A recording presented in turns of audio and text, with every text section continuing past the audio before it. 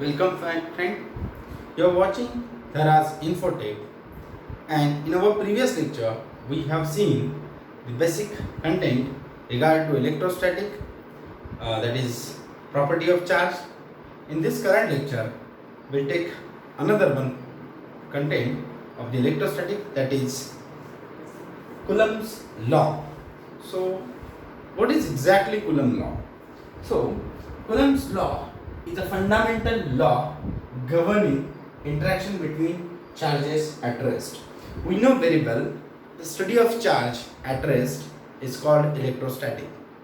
तो दोस्तों यहाँ पर अब हमें जो चार्जेस हैं उनके बिहेवियर को कुलम्स लॉ के साथ पढ़ना है. तो बेसिकली ये जो लॉ है ये interaction between two charges at rest. हमें देखना क्या है? Interaction between two charges at rest. So we know very well charge is a scalar quantity, so that's why I write here scalar for of Coulomb's law.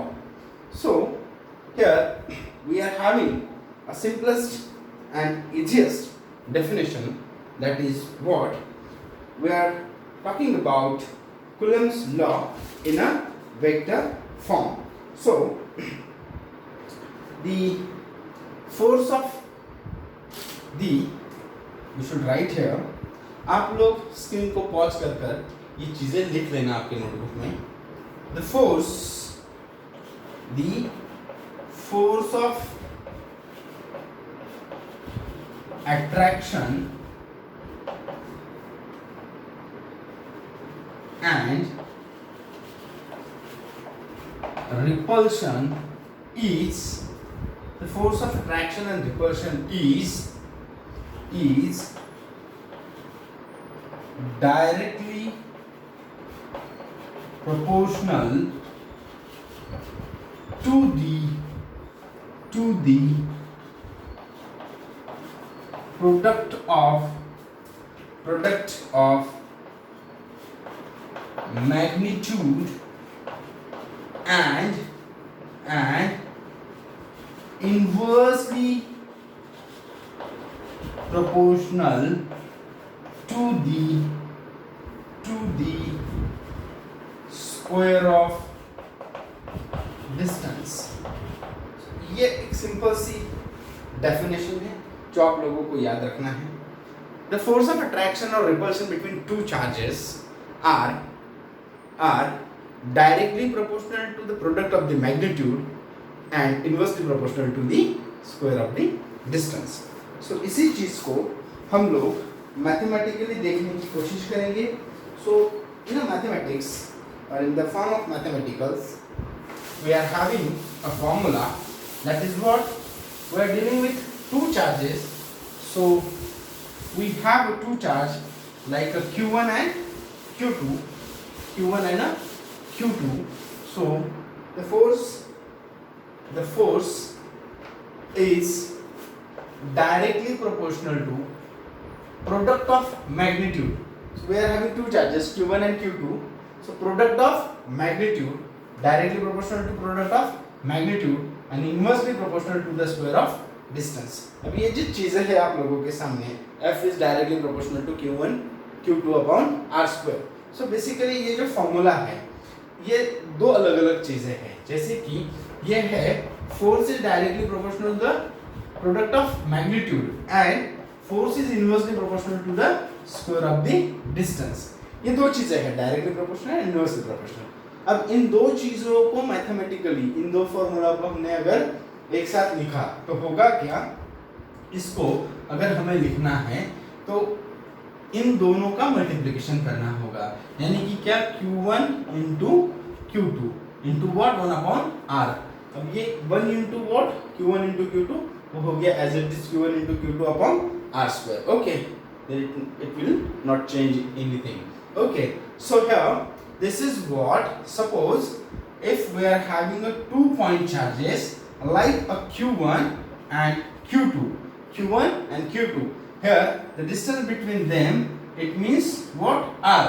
Now let's see here the product of magnitude the product of magnitude, it means what? Q1 into Q2 and square of the distance. So distance is what? R. The distance of R. Now here this force, it may be force of attraction or it may be force of repulsion. That force is definitely directly proportional to the product of the magnitude and inversely proportional to the square of the distance. यानी क्या? अब होगा क्या? जैसे कि ये दो charges है, इन दो चार्जेस को अगर मैं नजदीक लाऊं, क्या करूं? नजदीक लाऊं, तो यहाँ पे जो फोर्स है वो कैसा होगा? डायरेक्टली प्रोपोर्शनल नेचर में होगा. ओके, अगर इन दोनों को मैं दूर लेके जाता हूँ एक दूसरे से, तो वो हो गया इनवर्सली प्रोपोर्शनल. सो डायरेक्टली प्रोपोर्शनल और इनवर्सली प्रोपोर्शनल को आप जान सकते हो. डायरेक्टली प्रोपोर्शनल नेचर में होता ये है, अगर आप कोई एक चीज को बढ़ाते हो तो उसी के साथ दूसरी चीज बढ़ती है. जैसे कि हम देखेंगे real life example, if the study time will increase then it's directly proportional to with your knowledge. Means आपका नॉलेज भी बढ़ेगा, अगर आप स्टडी करोगे तो नॉलेज भी बढ़ेगा. तो ये जो रिलेशन है स्टडी टू नॉलेज, ये हो गया डायरेक्टली प्रोपोर्शनल नेचर. अब उसी का जो दूसरा हिस्सा है वो है inversely proportional nature. If your laziness get increase then your knowledge level will be decrease. Very simple, ये रियल लाइफ एग्जांपल है. ओके, सो डायरेक्टली प्रोपोर्शनल में क्या है? अगर ये बढ़ता है तो ये भी बढ़ेगा, और इनवर्सली प्रोपोर्शनल में अगर ये बढ़ेगा तो ये कम होगा. ओके, ये बेसिक चीजें हैं डायरेक्टली प्रोपोर्शनल और इनवर्सली प्रोपोर्शनल में. इस फॉर्मूला को अच्छी तरह से समझ लो डेफिनेशन के साथ. जो डेफिनेशन इससे पहले लिखी थी उसे अच्छे से नोटबुक में लिख लो, और इस फॉर्मूला को भी उस डेफिनेशन के हिसाब से समझने की कोशिश करो. ओके, सो अब हम इसके बाद जो अब देखिए, जो ये हमारा फॉर्मूला है, इसको अगर हम एक नए वेरिएबल, एक नई चीज के साथ अगर लिखेंगे तो f is equal to what? k into q1 into q2 upon r square. So यहाँ पे ये जो k है एक नई चीज है हमारे लिए, तो लिख लीजिए where k is constant of proportionality. ये प्रोपोर्शनलिटी का कांस्टेंट है, और उसका वैल्यू जो है k का वो इक्वल है किसके? k is equal to 1/4 pi epsilon. Okay, epsilon. अब वो डिपेंड करेगा उस मीडियम पे, जिस मीडियम पे हम इसे देख रहे हैं. विद रिस्पेक्ट टू मीडियम उसका वैल्यू भी चेंज होगा. Okay, so now here k is equal to what? Where k is a constant of proportionality. Okay, then relative permittivity or dielectric constant of medium. जैसे कि अब हमें देखना है कि ये दो चार्जेस फ्री स्पेस में, वैक्यूम में या फिर मीडियम में कहाँ पे वो एक्ट हो रहे हैं. अब यहाँ पे क्या है? Relative permittivity. एक नई कंटेंट हमारे सामने आई, एक नई प्रॉपर्टी हमारे सामने आई है, वो है relative permittivity. Okay, so relative permittivity में आपको फ्री स्पेस और वैक्यूम की जो परमिटिविटी है वो दिखानी होती है एप्सिलॉन नॉट से, और अगर मीडियम है तो सिर्फ एप्सिलॉन. ओके, ये चीजें आपको याद रखनी है. वो है yes the relative permittivity with respect to air और वैक्यूम एंड मीडियम. अगर एयर और वैक्यूम है तो एप्सिलॉन नॉट, और अगर मीडियम है तो उसकी परमिटिविटी है रिलेटिव परमिटिविटी एप्सिलॉन. ओके, ये बहुत इजी सी कंसेप्ट है. Now here we can also say where epsilon not is a permittivity of absolute permittivity of free space and epsilon means what? The absolute permittivity of medium. Okay, it's very easy to understand. Now see the next content, that is what we have already taken. जैसे कि अब हमारे पास कुछ formulas है, कुछ equations है, उनको हम देखेंगे. Free space, air with respect to medium. अब हमारे पास एक फॉर्मूला है F is equal 1/4 pi epsilon naught into Q1 into Q2 upon R square. This is what? This is our equation number. Suppose 2. Then we are having another one, that is what 1 upon 4 pi epsilon. ये हो गया permittivity of free space of vacuum. Now here this is the permittivity of medium. Then again Q1 into Q2 upon R square. This is our equation number 3. Now divide equation number 3 by 2. Okay. तो 3 को अगर 2 से divide करोगे तो हम लोगों को जो मिलेगा दैट इज व्हाट, सपोज हम अगर इन्हें डिवाइड करें तो f is equals to what, ये तो एज इट इज ऐसे ही लिखा हुआ है, 3 को 2 से डिवाइड करना है, तो ये 3 यहाँ पे है ही, 2 को उसके नीचे अगर लिखते हैं 1 upon 4 pi epsilon into Q1 into Q2 upon R square. Okay, अब जो डिनोमिनेटर में है इसे अगर हम उठा के मल्टीप्लिकेशन में नोमिनेटर में लेके जाते हैं तो ये जो इक्वेशन बनेगा वो कुछ इस तरह से बनेगा,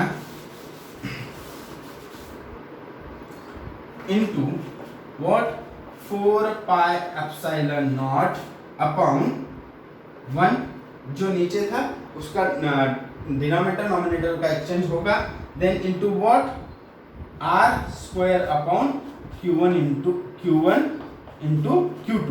Now in a cross multiplication, if you observe here, then you will see the Q1 into Q1 into get cancelled, R square get cancelled, then 1 into 1 then again get cancelled, then 4 pi get cancelled. Now we are having only the permittivity, that is what epsilon naught upon epsilon.